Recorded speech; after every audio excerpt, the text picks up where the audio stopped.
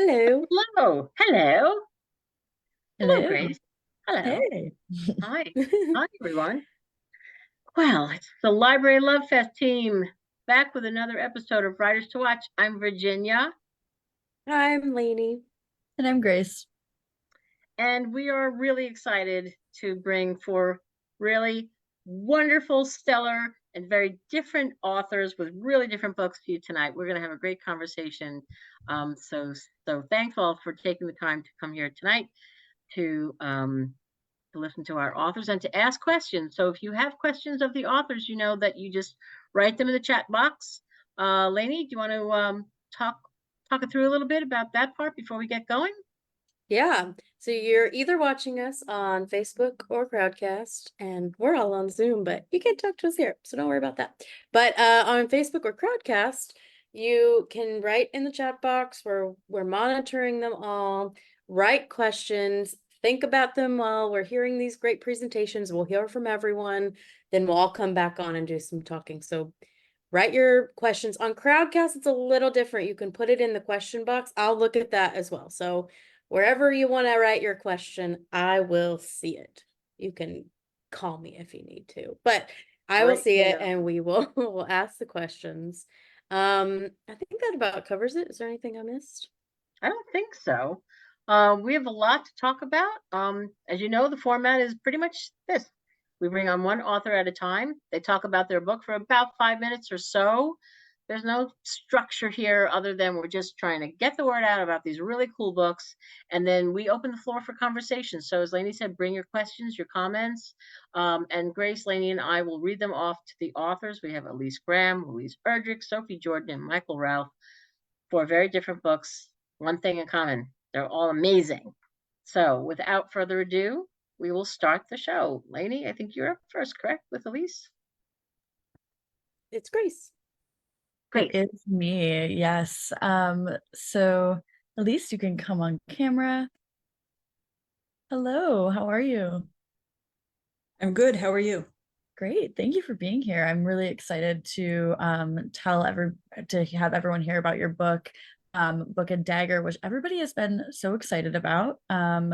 We have been talking about this book for a few months now, and I can't tell you how many people have been downloading and talking about it. So I'll let you get into the book, but first I'm gonna tell everyone a bit about you. Elyse is a historian and professor at Stony Brook University. She holds degrees from Princeton, Yale, and MIT, and has learned how scholars whisper, scheme, launder information, and guard secrets. She's the author of 3 academic books.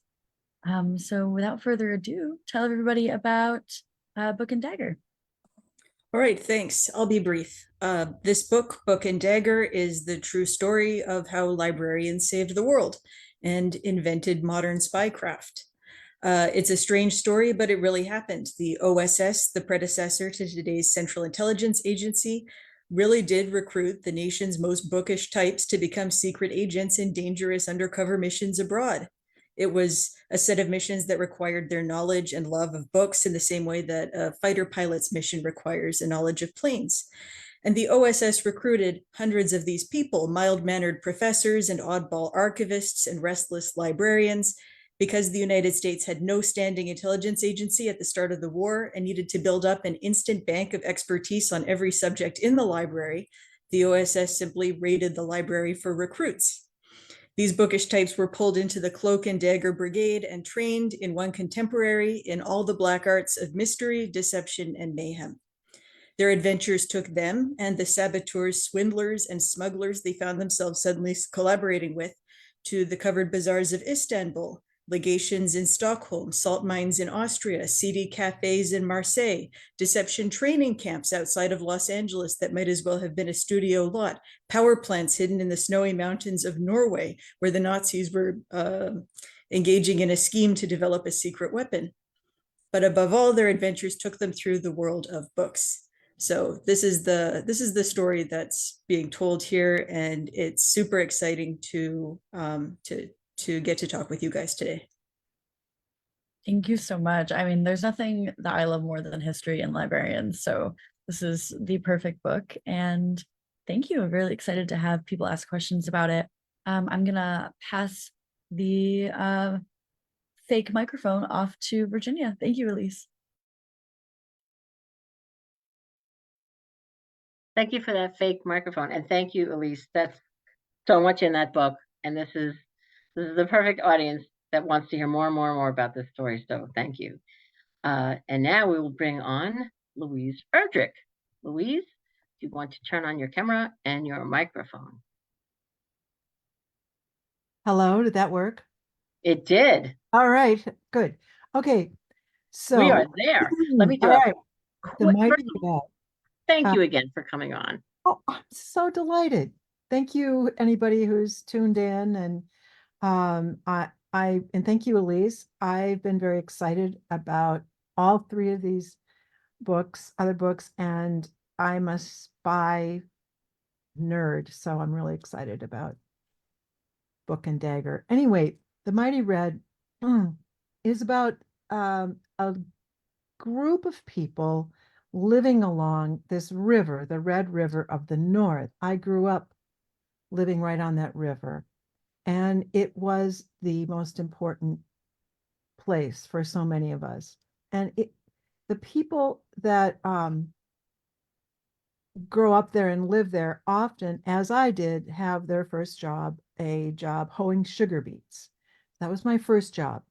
So I thought I knew a lot about sugar beets. And I thought, I'm going to write this book about what it's like to grow up in a place that is sort of industrial farming mecca for sugar beets. But I knew nothing. I didn't know about it. And once I started reading about it, I thought, this is a huge subject. So I made it about the people who live there and grow up there. So it's set around a wedding, and it's a group of people, including this really terrified young man who is desperate to marry young woman named Kismet. It's about Kismet's mother, Crystal, who's a beet truck driver, and it's about Kismet's friend, and I mean, really is her sweetheart, Hugo, and the fact that Kismet really can't decide between these two men and just decides to get married to the terrified man. And so it's really a love triangle as well. And setting a love triangle around a wedding was just very fraught for me and a lot of fun. And so it's really about, I mean, fun, but oh my God, what they have to go through, love, love. It's all about, it's all about that. It's about,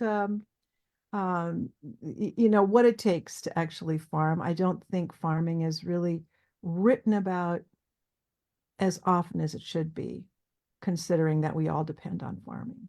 So that's what it's about.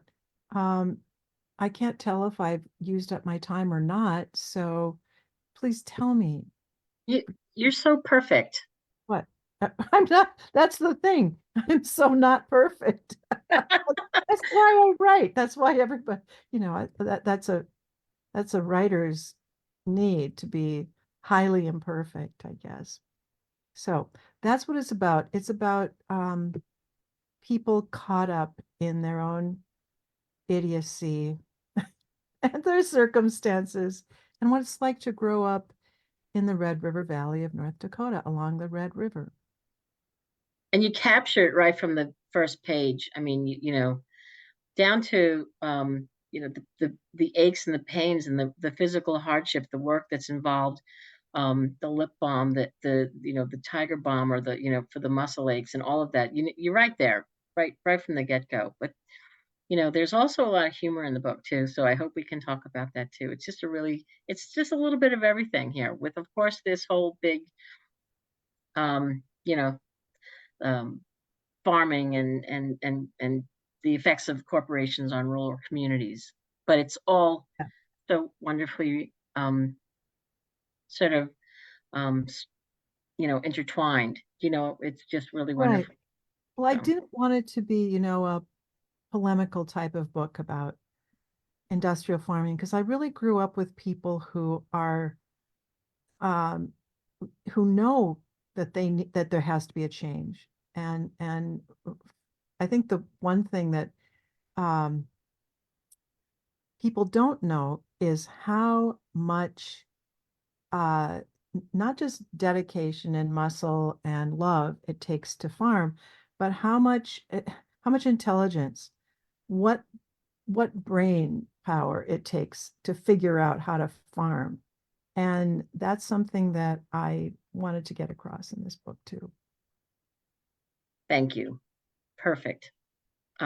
Okay, so there you have it. There's the bones of the Mighty Red. So Louise, thank you. And people keep thinking of your questions for our authors.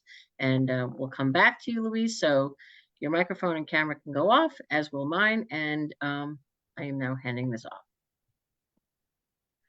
I received the virtual microphone. Thank you, Lainey. It's on. And I'm going to welcome Sophie Jordan to come on screen. Can y'all see me? Yeah, Can you hear me? perfect. Okay, I just want to make sure you're good. I can only see one at a time, so sorry if I missed you. How are you, Sophie? How's it going? I'm great. I just heard a dog's toy squeak, but hi everybody. So glad to be here. Hi.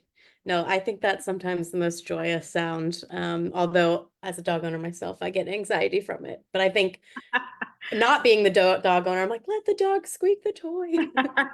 It's all good. Well, thank you for being here. We're excited to talk about A Fire in the Sky. This book is coming September 24th. I just finished it and now I want to talk to everyone about it. So I can't wait to hear more. This is a new romance fantasy and it's set within your Firelight series. I'll let you talk a little bit about that, but I'm going to do a quick intro. So Sophie Jordan grew up in the Texas Hill Country where she wove fantasies of dragons, warriors, and princesses. A former high school English teacher, she is the New York Times, USA Today, international best-selling author of more than 50 novels.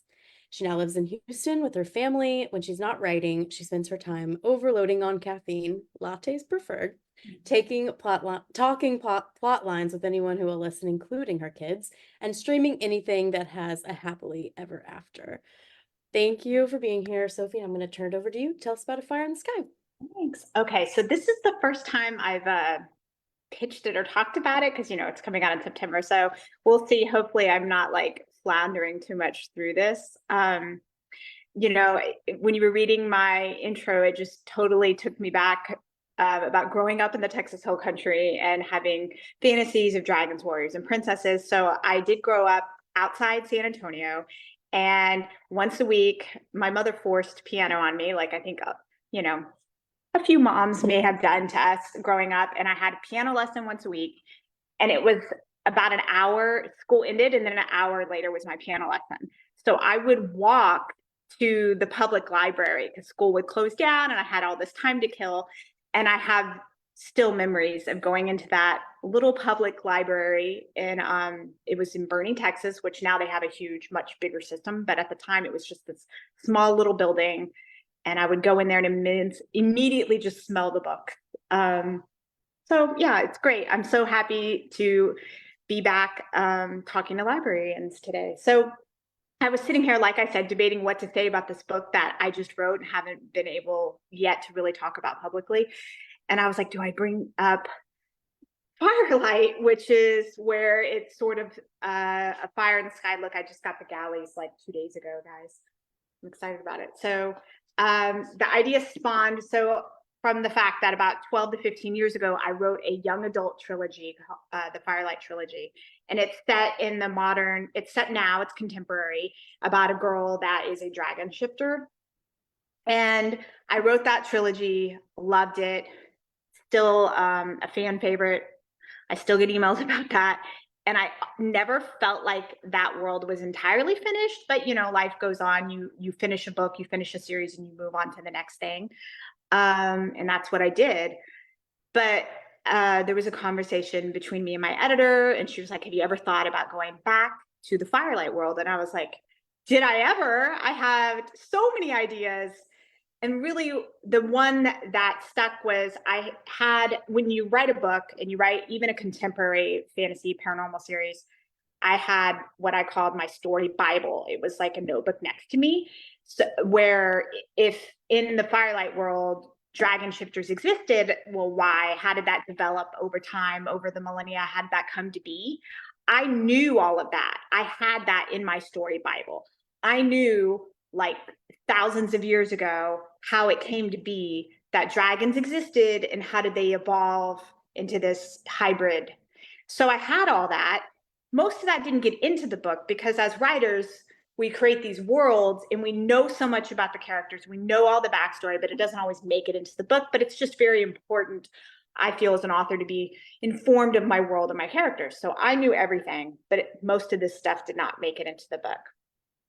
So I was like, what if I wrote that book though? What if I wrote the story? Basically, this is like an origin story or a prequel, whatever you might want to call for the Firelight series. So since the announcement came out about A Fire in the Sky, I get asked a lot, oh, do I need to read the Firelight? I'm like, well, it's great if you did, but no, you don't need to.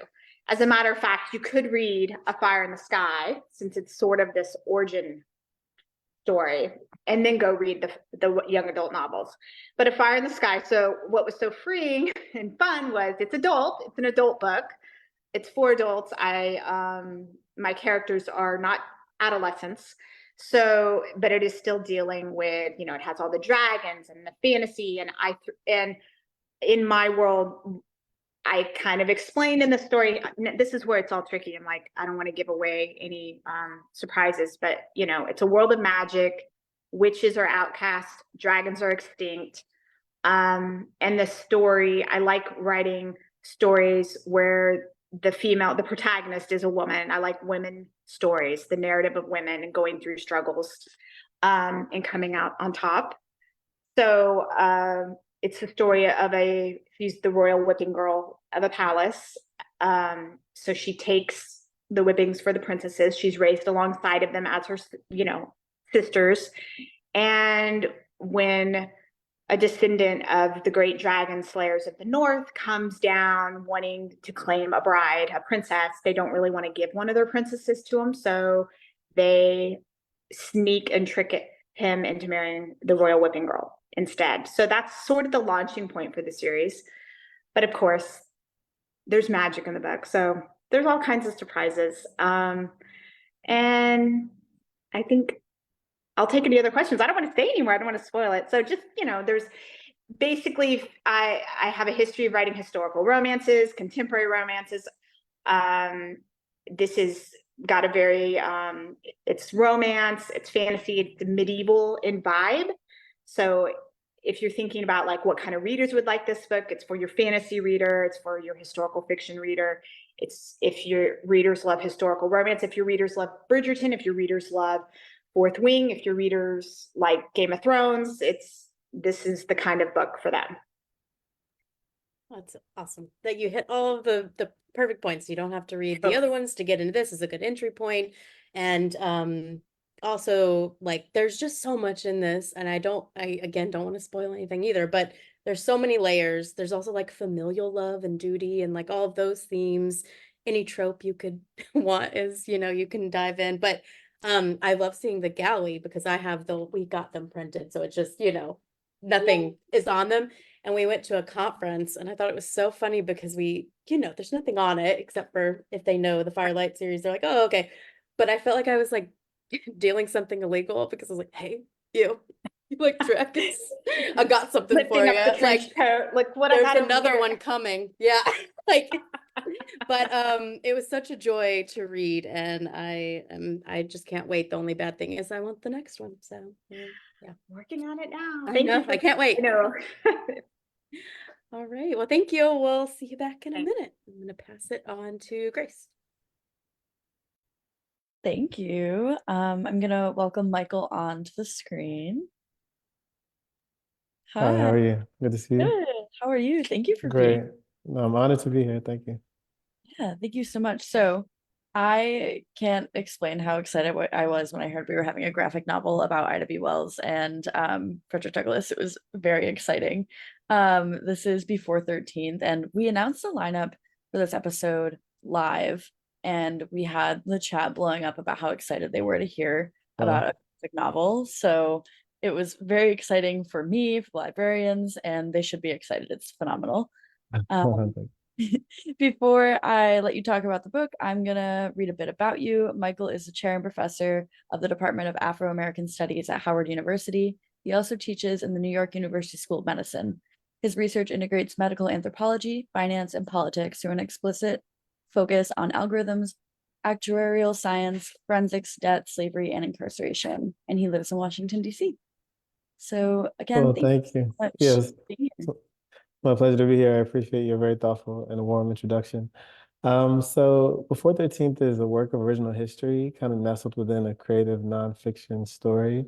The original historical contribution is about the history of convict leasing, which most people were probably introduced to through Ava DuVernay's brilliant 2016 documentary 13th. So in 13th, she kind of reverses the way many people think about the 13th Amendment to say that, well, instead of merely ending slavery, it actually technically says through the exception clause that someone can't be enslaved unless they're first convicted of a crime, which is sort of like saying you can be enslaved as long as you're first convicted of a crime.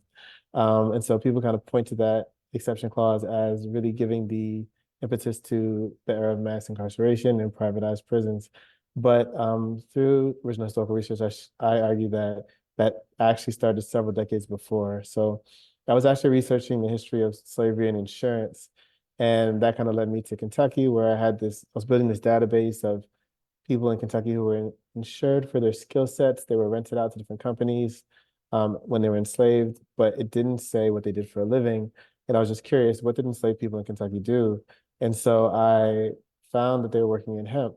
And I actually as I was doing more research, I found this memo written from the warden of a prison in Kentucky to the governor saying he didn't want to produce hemp in the prisons anymore, even though it had been the biggest source of revenue for 3 decades. And so I knew that, enslaved people worked on hemp in Kentucky because Kentucky didn't really have major plantations, although slavery was legal, and hemp was used as a substitute for cotton, and people extracted fibers to make clothing and rope. And so in seeing the warden write this to the governor, I wondered, like, how did hemp get into the prisons? And I found out that in 1825, a wealthy textile manufacturer named Joel Scott convinced the state legislature to lease the prison to him, and he ran it as a private business, and he introduced hemp, which had only been done by enslaved people before, and now is being done by incarcerated people. But what's interesting about the prison in Kentucky, the Kentucky Penitentiary, is that it was actually built when people first settled Kentucky as really part of progressive legal reform. Like the prison was built as a substitute to like public hangings and executions.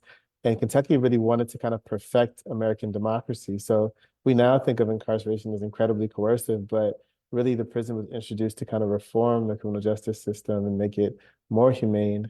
And Kentucky was settled in the first few years, first decade and a half after the American Revolution. So, it's really not a story about how convict leasing is a form of extending slavery, but really how it stretches back to a prison that was built shortly after the American Revolution and a prison that initially only held white people, And so I would argue that the exception clause reads that way, not because it was a way of inventing a strategy for keeping African Americans in a condition analogous to slavery, but actually it had been pioneered on white people decades before, and people realized it could still be used as a way to keep people in a condition analogous to slavery.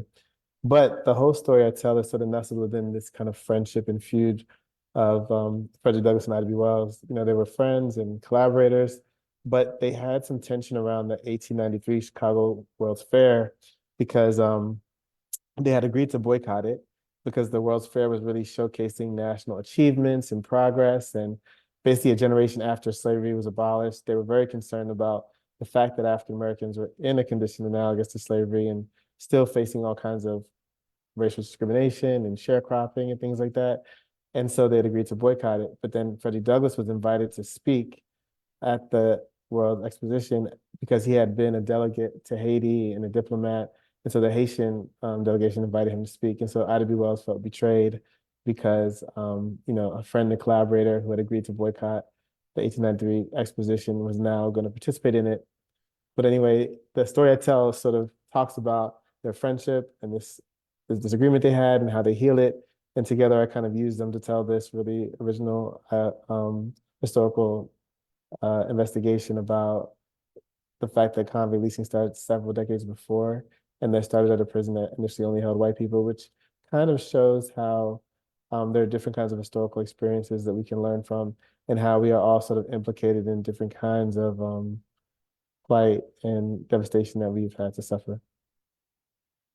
Yeah, thank you for giving such a thorough background on that. I think what this book does so well is I feel like you can almost read it you can read anything in different ways, but you could just take it as a story about their relationship, or you can interpret it in so many different ways. So thank you for that. And I'm gonna welcome everybody back on Thank you. stage. Yeah.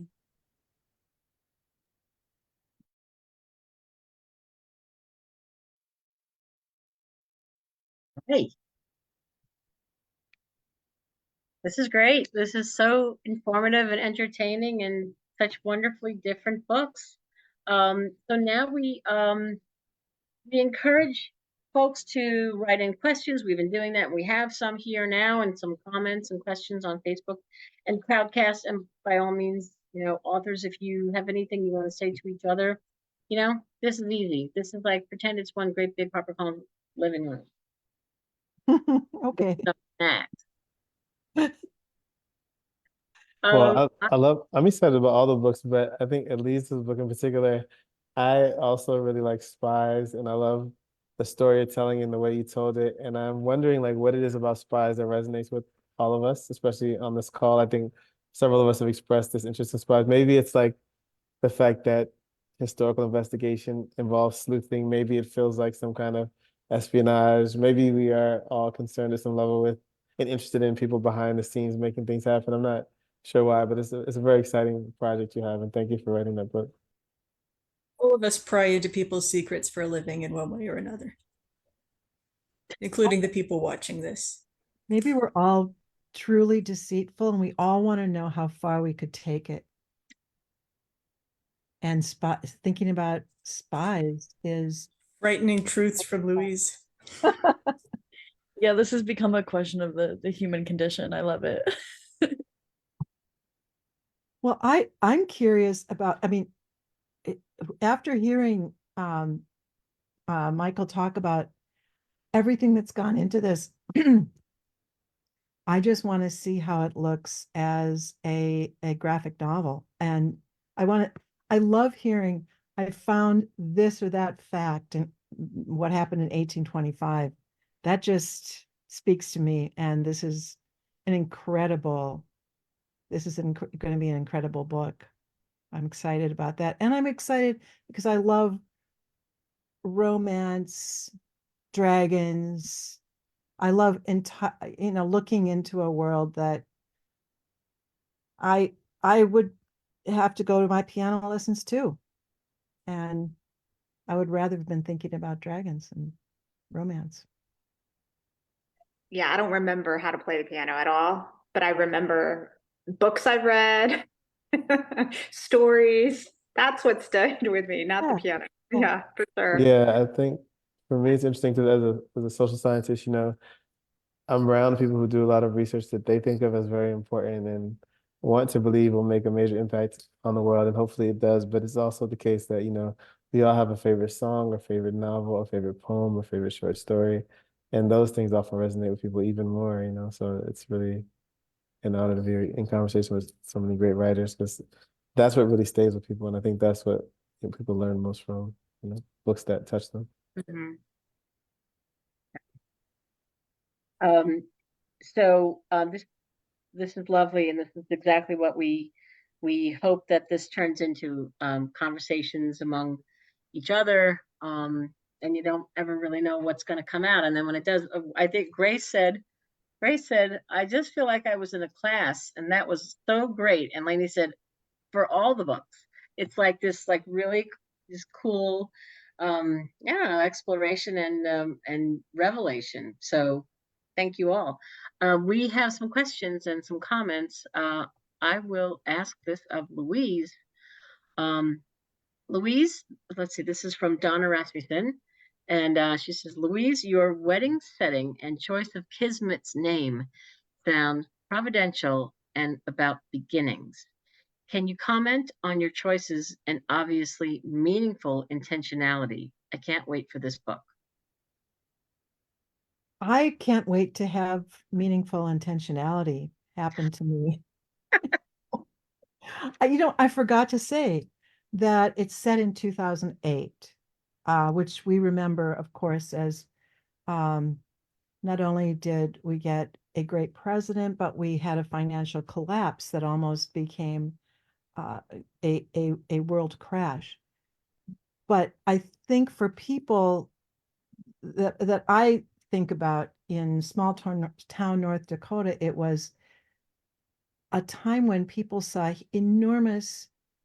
the disparity of having these huge banks being bailed out while people's mortgages were being foreclosed. So this is something that happens to Kismet's mom.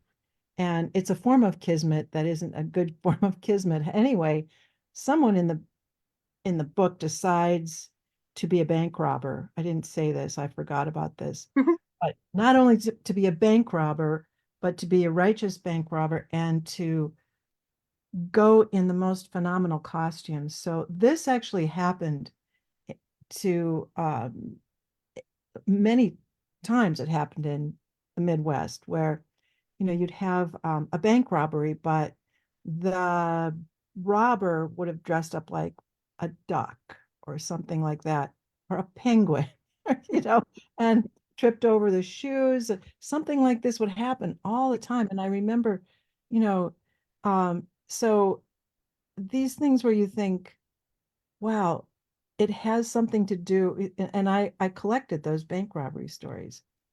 So did I answer that question in any way, shape, or form? I don't know, but intentionality obviously is something I'm still working on. Well, you intentionally made it seem intentional. Oh, I thank I you for also that love the question. name Kismet. I just think it's so perfect, and you have great names in this book. Well, as soon as anyone who's a parent says, and a writer says, why didn't I name my child Kismet? Well, I like it too. Kismet, time for dinner. Yeah.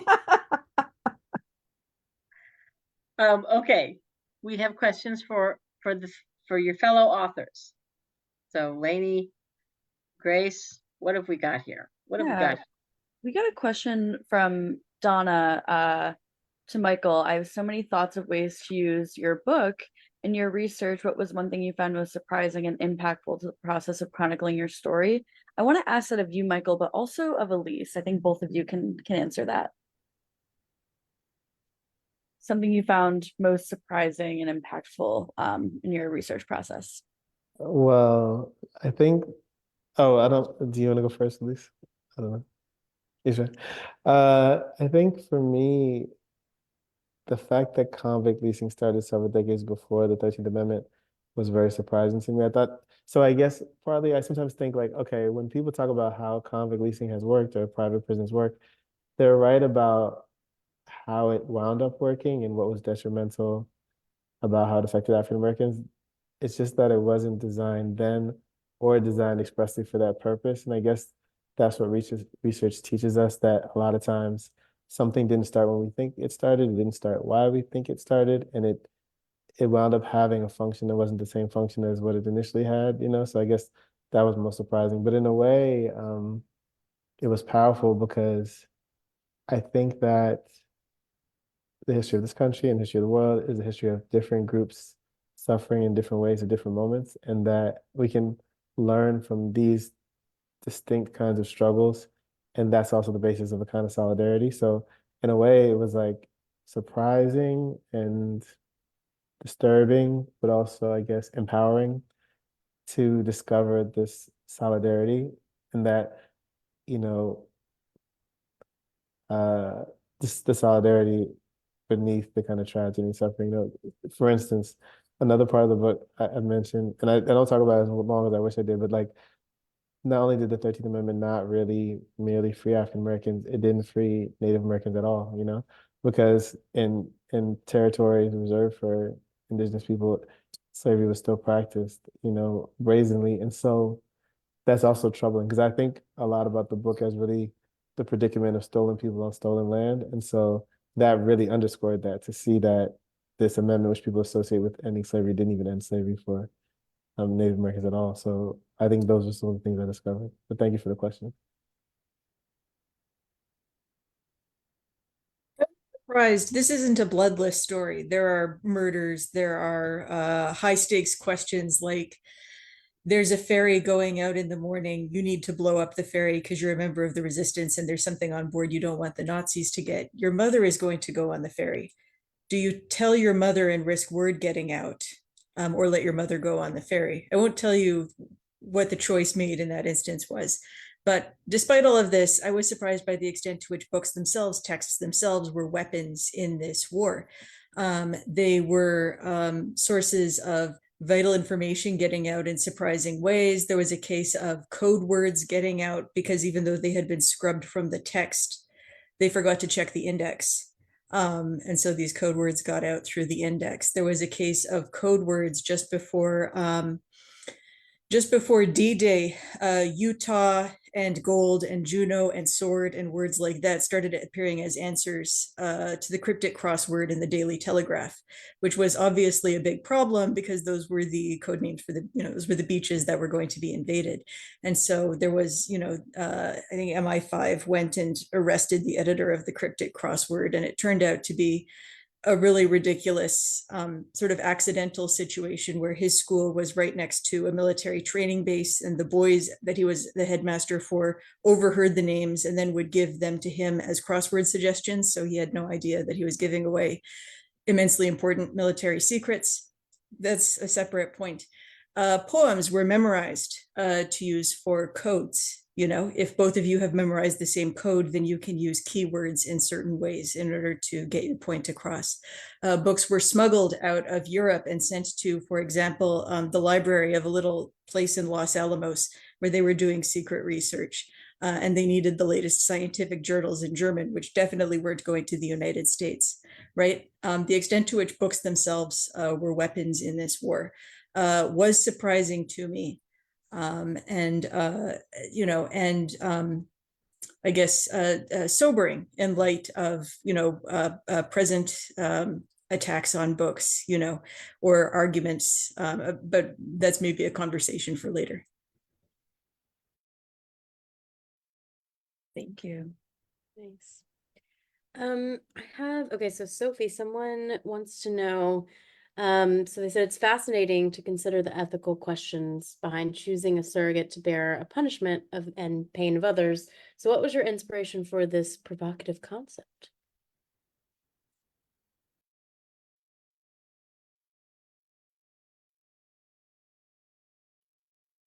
Thanks for helping me unmute there.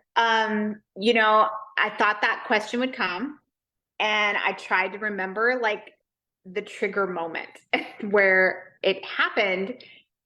And I don't know, I really don't know where it came into my consciousness that she would be this surrogate for the royal princes and princesses.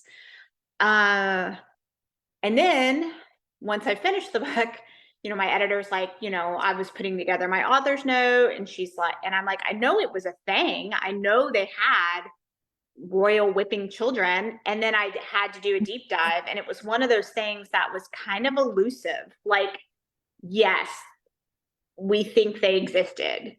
But of course it was something that would have been in the Middle Ages, where of course, it's called the Dark Ages for a reason, trying to find like actual written proof to validate it. I found like 2 sources. But it's somehow in the consciousness, right? In this collective sense that they were there. But back to the point of why I chose it, I just know the first sentence of the book popped in my head. And the first sentence of the book is, "It was a good day for a whipping." And I don't know why, that doesn't really happen to me often. I mean, I've written a lot of novels, a lot of books. I have almost 50, but very, very, very few times can I point to where I'm like, the first sentence is the thing that popped in my head. I knew I was going to write a fantasy novel. I knew dragons were going to be at the core of it, and magic and witches and a lot of those things I wanted to return to from my Firelight world, but also new things I wanted to develop and build. But the fact that the first sentence popped into my mind, "It was a good day for whipping," and then suddenly she was there. My protagonist was there, fully formed. She was this royal whipping girl. And then trying to like come up with her character and build her character around it. Like how it was somehow for her growing up, it was palatable for her, like how she rationalized this existence.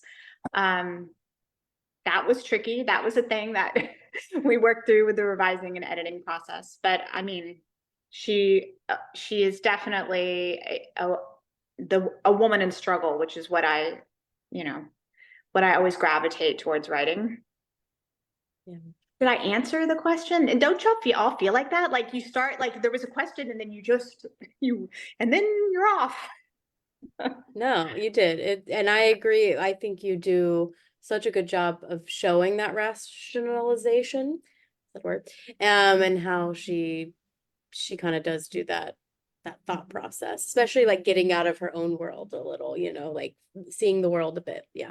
No. Yeah, I think it takes her leaving and distance from it to recognize, like, maybe this wasn't okay, what they were doing to me, Right.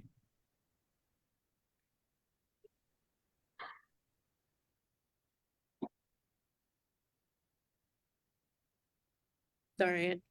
Am I gonna ask my prequel question? Okay. So I have one for Sophie, but I think kind of works for you too, Louise, because it's returning to past work. They want to know a unique challenge of tying your new story to a prequel or previous work and this existing fictional world. So how is that a challenge when you're writing new books, or do you think of them just as like totally separate things? Louise, you want to take it first? Well, I'm not writing a sequel, so No. I'm going to pass this over to Sophie. Okay. Okay. It was so fun when I pitched the idea, my editor and agent, we all came together and I was like, hey, I want to return to this world in the sense that my young adult Firelight series inspires this new thing. So it kind of, it gave me a launching point, but I was not thinking of it as a prequel or an origin story, per se, but my editor embraced it so much. So I'm like, okay, we're doing it. We're doing this. Okay. It's an origin. It's of that world. It's coming from that world. So I did reread the books. Like I said, I do have the story Bible, but at the same time, because it's an origin story, in a sense, it's the origin story. I don't feel like, because it is a standalone book, it's, as writers, we're like, it's my world, it's my world. It's going to be what I want it to be and what I want to create it. I don't feel like if there's something that maybe deviated a little bit from the world, just a slight bit, but it suits and serves this current story, I'm going to do it. But so far, I don't feel like anyone who was a huge fan of that initial series that goes back into this series will be like, this doesn't match up quite right. I'll be like, I mean, maybe, but I just gave myself permission. If things deviate for the sake of the story, it's about this story and these characters, then that's just what's going to happen. But I think anyone who was a fan of the original series will feel like they're coming home a little bit. And we might be a good time to mention, I have a little slide because they're doing reprints of the other series and we put that in the slide. So if you want to talk at all, it's got like nice splayed edges, correct? Yeah. Do y'all want Grace, can you So, I shift mean, this slide? There we go. yeah, this was the first book, this was in the YA era of faces on the cover era, remember that? Like, remember that, library friends? So this, I love the new look. Yeah, they're just sort of, it looks a little like thematically in line with the adult fantasy that's coming out in September. So they kind of, it's matchy, right, with A Fire in the Sky. So I am excited about it. I do love it. I love, hey, it's been almost 15 years. Sometimes, it's time for these books. They got a little facelift, bringing them into the now, right? So I'm excited about the new look. Yeah, that's great. That's wonderful. Louise, question from Maria Lisa Arnold. She says the sentence had many humorous moments. Do you find it difficult to blend the funny with the serious when writing? Which I think ties into what you and I were talking about earlier, about how while there's, just this whole story of community and the background of the bigger picture, but there's wonderful humor and light moments in the book. So do you want to talk about that a little bit? Well, thank you for asking that because and for finding funny places in the books. I think it's very hard to write funny. It's hard to write a book that combines humor and drama and seriousness but a love triangle, for instance, it's not only fraught emotionally, but it gives all sorts of license to ridiculous situations, and um that's what happens. I start thinking something some odd combination of events and then just go down that path. I grew up with my family is really funny and people around me are really funny. So I'm always glad when someone finds humor. Was it Maria Elyse? Yes. Thank you for that question. Yes. It's hard to do, but then again, it depends on who's in the book. There's some characters that just can't help getting into trouble. Yeah. So does it depend? So do the characters pop up with funny moments? Do they make you laugh? I mean, does it come that way to you? Sadly, you will, maybe I'll admit that sometimes I'm writing and I start laughing and that's one of the reasons to write. Another reason besides perhaps being deceitful, as we talked about earlier, and seeing how far you can go, is that I really write to amuse myself or to make myself think or to come across those bits of information I do a lot of research, and that you wouldn't notice because why would you notice a lot of the research that goes into books, right? But you'll come across something that is so absurd. I'm sure that's happened to you, Michael and Elyse. It's happened in your research where you'll think, did this really happen where these schoolboys overheard and this entire that's ridiculous that they would have been giving away the clues to D-Day in a crossword puzzle. But these things happen all the time. And I'm sure, in fact, I sort of want to ask this of Michael, did something pop up in your research that made you think this can't be happening? Or I didn't look up. What?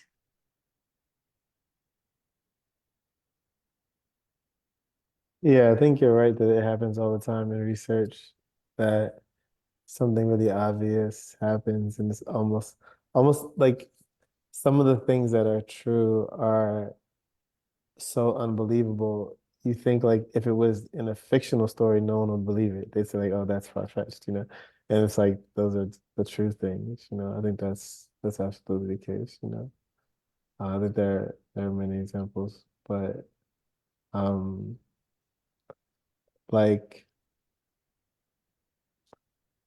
okay, so I'll give one. In the 1893 Chicago Exposition, I talked about that they were boycotting. You know, part of what they were saying, African Americans weren't part of the steering committee, organizing committee, and so there weren't many African Americans involved, or but there were some bizarre things. Like there was a display of some people from Dahomey, and they were kind of depicted in a very primitive way or something, almost like a kind of human zoo. So that's bizarre and outrageous.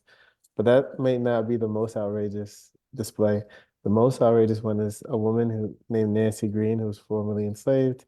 She was a live version of Aunt Jemima, and she was like making pancakes at the exposition, and that's just kind of wild. That's like if that was like in a regular movie, you'd be like, okay, guys, this is a bit far-fetched. Aunt Jemima, you know, but like really, actually, a real live Aunt Jemima, like of all the things they thought to display, they thought to display that, you know, so that was almost kind of laughable, you know. So I think you're right that it's just kind of like very far-fetched. Some of the most like some of these historical moments have things in them that are utterly bizarre and curious. Yeah, yeah. When I read that part in Before 13th about the Aunt Jemima thing, I had like one of those jaw drop moments where I was like, no way. But like history is absurd and it works out that way. Michael, we had a question for you as well. We had a librarian say, I work in a school library where students love graphic novels and histories. Would your book be appropriate for middle school or high school students, or is it strictly adult? Yeah, well, I'm very flattered, and yes, it definitely is appropriate for middle school and high school students. I think I was very intentional about the art. I'm sure we all, I can tell, are very careful about our projects, and you know, I was very interested in artists who I could collaborate with, who I like their style, but also since some of the themes are very serious and even very disturbing, I was very interested in like portraying it in a way that didn't it wouldn't be too triggering or wouldn't exclude too many audiences. So I did want people to be able to experience the book. And so like for instance, there's like a when I have scenes where something more violent is happening, I try to do it in a way that's artful and insightful, but not sort of like visceral, you know, not visceral actually. So yes, I think it is. But I very much appreciate the question. I think that's important.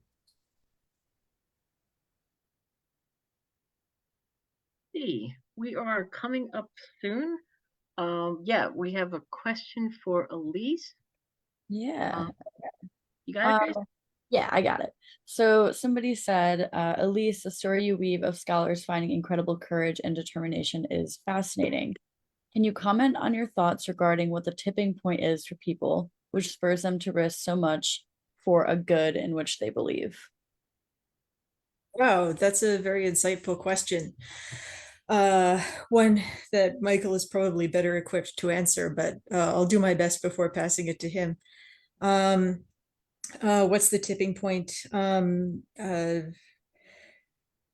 For someone to risk everything for a good in which they themselves believe. There's one person, hold on a second. Let's see. I'm just pulling something up. Nope, hold on. So there are a lot of people in the book who wind up finding incredible reserves of courage within themselves. I mean, everything was at stake in this war, right? I mean, it was the fate of the world. It was right and wrong in the most profound possible way. And ordinary people, you know, the war was turned by ordinary people, by members of the resistance, you know, who conquered France before the Allies came. Conquered is the wrong word, but you know what I mean. The day that D-Day happened, they had to keep German troops from arriving at the beaches to finish wiping out the Allies who were landing. And so on the morning of D-Day, just before the D-Day landing, French saboteurs heard a certain phrase on the radio, the carrots are cooked. This was in French, of course. And they went out and they destroyed more than 900 sections of railroads so that the Germans wouldn't be able to get across, you know. There's another person who wrote to his daughter. He was a member of the Norwegian resistance. The Norwegian resistance was incredible, by the way, but He wrote to his daughter, we have to do everything for our land to make it free again. When we say our homeland, we don't just mean the land, which is beautiful, but for instance, all the wonderful memories of the time when we with them ourselves were small, and from when we had children of our own, our home villages with the hills and mountains and forests, the smell of new hay in the summer, of birches in spring, of the sea, of the big forest, even the biting winter cold, everything. He was prepared to pay everything to save all of that. And he, in fact, did pay everything to save all of that. He was murdered in a horrific way, but he personally stopped the Nazis from getting a quantity of heavy water that they would have been able to use possibly to build an atomic bomb. So, in the end, he got everything back, but he paid everything for it. Sometimes it's the circumstances that provoke ordinary people to find these reserves of courage within themselves. And sometimes even in seemingly ordinary times, ordinary people decide that they can do more than they thought that they could, Anyway, Michael, I'd really love to hear your answer to this question. Thank you. Well, I definitely couldn't answer it any better than that, but I guess I'll just build on what you said. I think, I think maybe in some ways, like the most radical, the most revolutionary act is just to take very seriously everyone else's like humanity, just to really believe in it and be willing to defend it and to risk your life for that. And I think that there are, probably a good number of people who have that commitment. Like, I think sometimes we think like what a progressive politics, it can be very complicated. I think it's actually sometimes very simple. Like, I just believe in everyone else's right to exist and be free and flourish and thrive. And I think like Ida B. Wells early on in life, I mean, she had gone through so much, like her parents passed away, she was raising her siblings, all these different things. But she was discriminated against on a railroad car and they tried to move her to a different car. She refused to go. She fought them as they tried to pull her from the train. She sued the railroad company and she won her lawsuit, and she ended up losing on appeal. But this is like early on in, pretty early in the history of railroads to begin with. And the notion of an African-American woman at that time suing a railroad company and winning, just the very notion that she deserved to be treated a certain way and refused to accept anything less than, first class treatment is really kind of astonishing and powerful and I think moving, So I think for herself, she kind of summoned those reserves that Elyse is talking about and had that bravery. But also I think any examples Elyse shared as well, just being part of the resistance and just believing that you're willing to give your life so that someone else can live their lives the way that they choose to is really powerful. But thankfully, I think there are a good number of people who do believe that,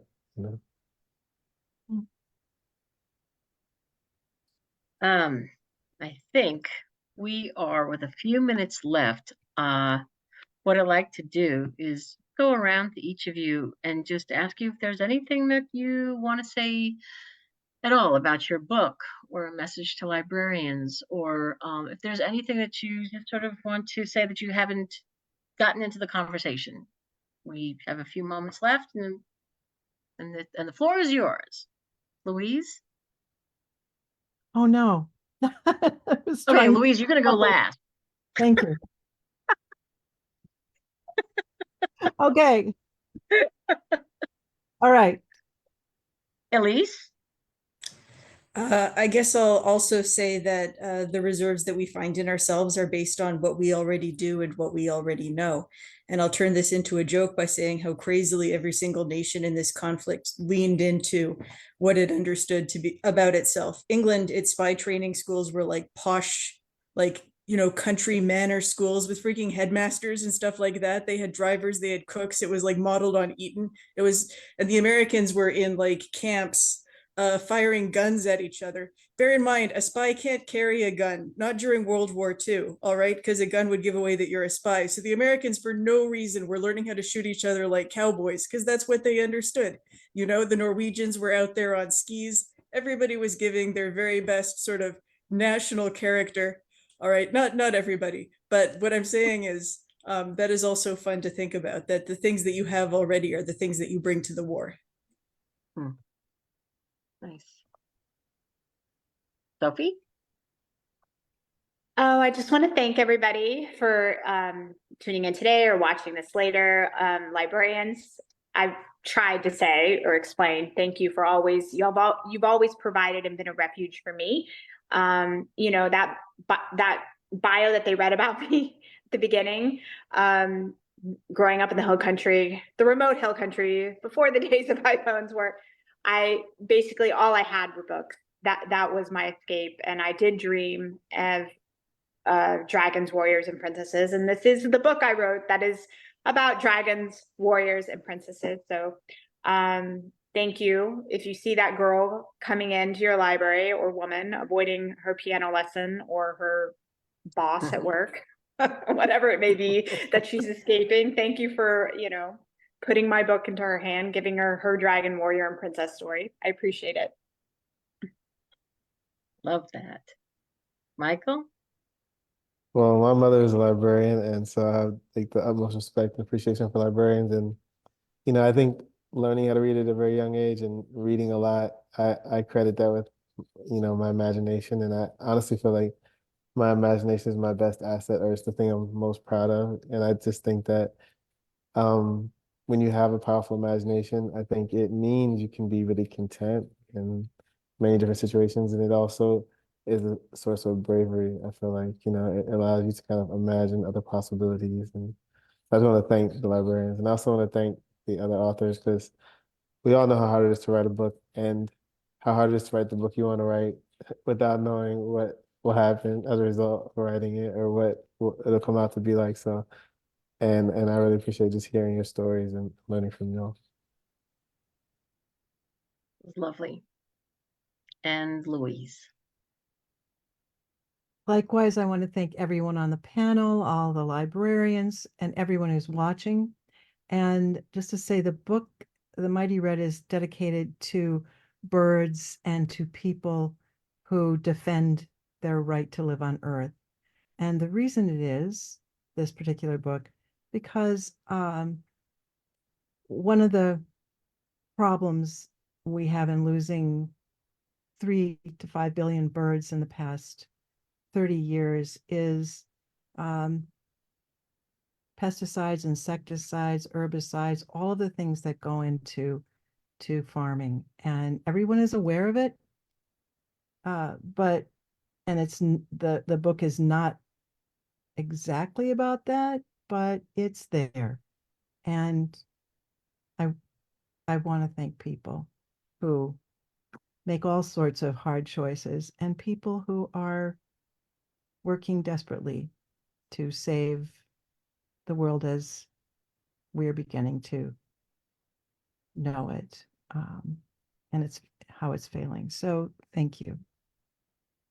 Thank you, Louise. And we just dove right into our conversation, because I couldn't wait to talk to you about the book. And I didn't get around to your bio. Everyone knows who you are. You're National Book Award, Pulitzer Prize winner, Penn Award winner.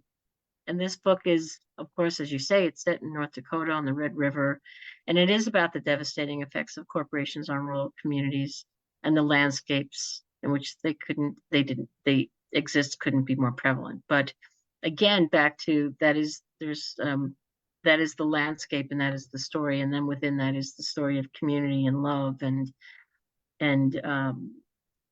humor and natural forces and spiritual yearnings. There's so much to this book, and it's such an important read. Thank you so much for writing it. Thank you all so much for writing your books.